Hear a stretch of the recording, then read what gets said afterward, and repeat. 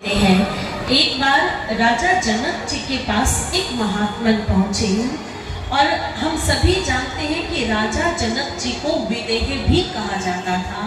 विदेह क्यों कहा जाता था? कि वो देह में निवास करते थे परंतु फिर भी देह से निर्लिप्त थे, वो देह के बंधन में नहीं बंधे थे।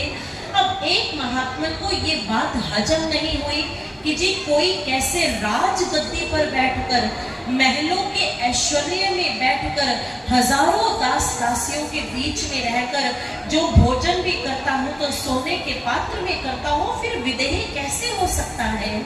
और अपनी इसी उत्कंठा, इसी जिज्ञासा को पूर्ण करने के लिए वो महात्मा राजा जनक जी के पास पहुंच गए। राजा जनक ने उनका आतिथ्य सत्कार किया, आसन पधराया, भोग पधराया और कहने लगे, महात्मन कहिए क्या सेवा करूं?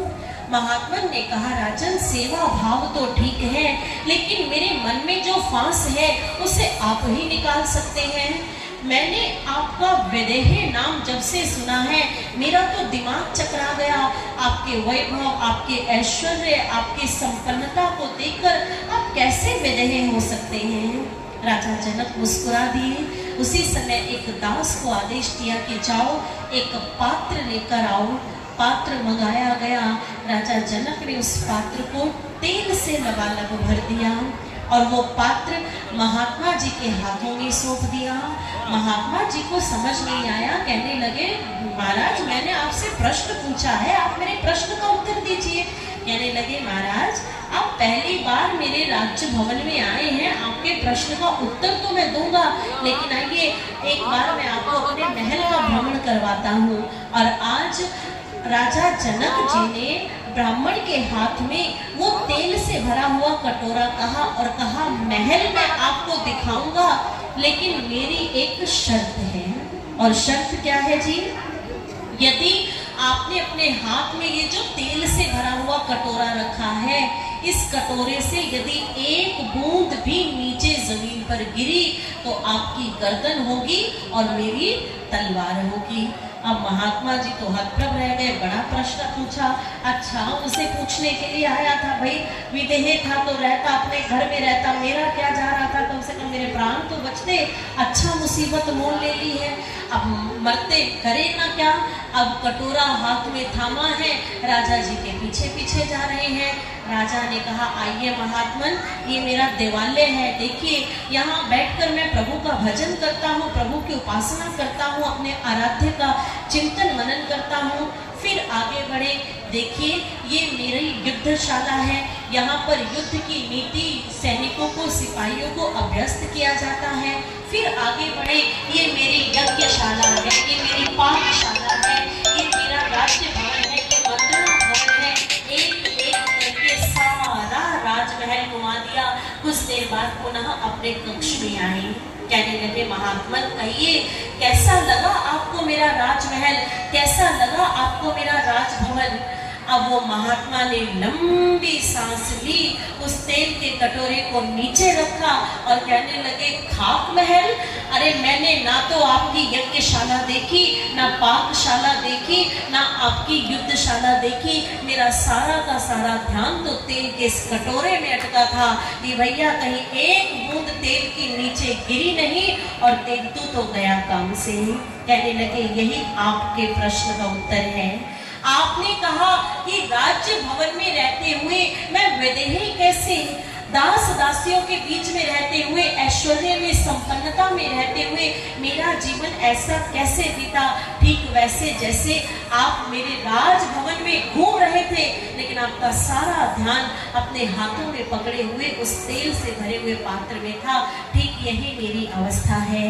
मैं इस वैभव में रहता जरूर हूँ, इस ऐश्वर्य को भोगता जरूर हूँ, परंतु इसमें निर्लिप्त नहीं रहता।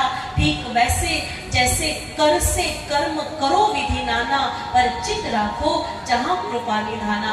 हाथ पांव इंद्रियों से आप अपनी जिम्मेदारियां निभाइए, अपने गृहस्थ आश्रम का पालन कीजिए, अपने बाल बच्चों की जिम्मेवारी को पूरा कीजिए, लेकिन घड़ी तो घड़ी बैठकर अपने परमात्मा को, अपने प्रभु को याद कीजिए। माताएं घर में यदि खाना बनाती हैं तो ये सास बहू की लड़ाई वाले सीरियल मत देखो। आप घर में खाना बनाते हो, भजन लगा दो, घर में अपने अपने आप को भजन से जोड़ो, प्रभु की कथा से जोड़ो। जो भोजन आप बनाओगी उसमें प्रभु के गुण जाएंगे, प्रभु की कृपा जाएगी। वो भोजन फिर दाल भात नहीं, वो प्रसाद बन जाएगा।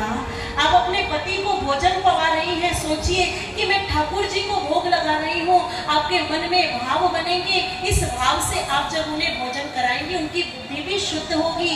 आप अपने बच्चों की जिम्मेवारी निभा रहे हैं, उसे बोझ मत समझिए। समझिए मैं प्रभु की सेवा कर रही हूँ, प्रभु ने मेरे कांधों पर ये दायित्व दिया है, इस दायित्व को मैं निभा रही हूँ। आप सास की सेवा कर रही हैं, उसे बोझ मत समझिए, सेवा को सेवा के भाव से समझिए। ठीक वैसे जैसे मान लीजिए आपके घर में आपके दो बेटे हैं, एक होशियार है, दूसरा थोड़ा सा कमजोर है।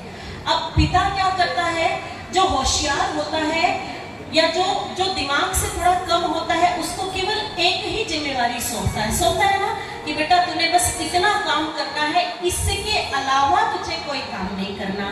और जो बच्चा बुद्धिमान है, होशियार है, तेज है, तो पिता क्या करता है, एक के साथ 4 काम उसको सौंपता है। बेटे तुझे ये भी करना है, ये भी करना है, वहां भी जाना है, वहां भी जाना। क्यों? क्योंकि पिता को पता है कि मेरा बेटा इस लायक है कि वो चारों काम एक साथ कर सकता है। तो हम भी तो प्रभु की संतान है, कोई बुद्धिमान है, कोई कमजोर है, कोई तेज है, तो कोई मध्यम है। अब भगवान ने सबको उसके हिसाब से कार्य दिया, साधु संतों को लगा दिया, भाई तुम लोग निकम्मे हो, तुमसे कोई काम नहीं होने वाला, सीधा स्पष्ट, तुम केवल एक ही काम करो, प्रभु का भजन करो। आप गृहस्थियों को लगा दिया कि आप मेरे थोड़े लायक बच्चे हो, ठीक है, नालायक मत समझना, अपने आप को लायक समझना। आप भगवान के लायक बच्चे हो। आपके कंधों पर भगवान ने 2 जिम्मेवारी दी है, संसार भी देखना है और करतार भी देखना है। और दिमाग से ये कीड़ा निकाल दो कि गृहस्थ आश्रम में रहकर भगवान का भजन नहीं होता। एक गृहस्थी ही सही मायने में भगवान के भजन से जुड़ सकता है, क्योंकि वो इन चीजों को भोगते हुए भी प्रभु की भक्ति, प्रभु की साधना में लगा रहता है। ठीक वैसे कैसे भला, जैसे आपने नट को रस्सी के ऊपर चलते हुए देखा है, जब एक नट करतब दिखाता है, पतली सी रस्सी पर चलता है, वो अपने दोनों हाथों को ऐसे रखता है ना, हवा में बैलेंस बना के रखता है, ना नीचे ना ऊपर। ठीक ऐसे ही आपको भी अपने दोनों हाथों से बैलेंस बनाना है, एक में संसार और दूसरे में करतार। ऐसा नहीं कि संसार वाला पलड़ा हमारा इतना ऊंचा होता चला जाए, संसार करतार वाला पलड़ा नीचे नहीं, दोनों को बराबर करो। अपनी जिम्मेवारियां भी निभाओ और प्रभु का भजन भी करो, प्रभु का कीर्तन भी करो, प्रभु को स्मरण भी करो। फिर देखो लाइफ आपका गृहस्थ आश्रम भी कितना अच्छा बीतेगा। लोग कहते हैं कि ना जी ना गृहस्थ, मैं तो मेरी पत्नी से बड़ा परेशान हूँ, पत्नी कहती पति से परेशान हूँ, झगड़ा किच पै, ऐसे जीवन नहीं चलता। आप बड़ी सूझबूझ के साथ, बड़ी समझ के साथ प्रभु की भक्ति करते हुए, प्रभु का भजन करते हुए अपने इस गृहस्थ जीवन में रह करके भी आप प्रभु को प्राप्त कर सकते हैं। जैसे उन गोपियों ने किया, काम करती हैं, यदि दही मत रही है तो ध्यान कृष्ण का है, लस्सी पिलो रही है तो ध्यान कृष्ण का है, माखन बना रही है तो ध्यान कृष्ण का है। महर्षि वेदव्यास जी कहते कि गोपियों ने कृष्ण को जीना शुरू कर दिया था, और इधर हमारे प्रभु ने नित्य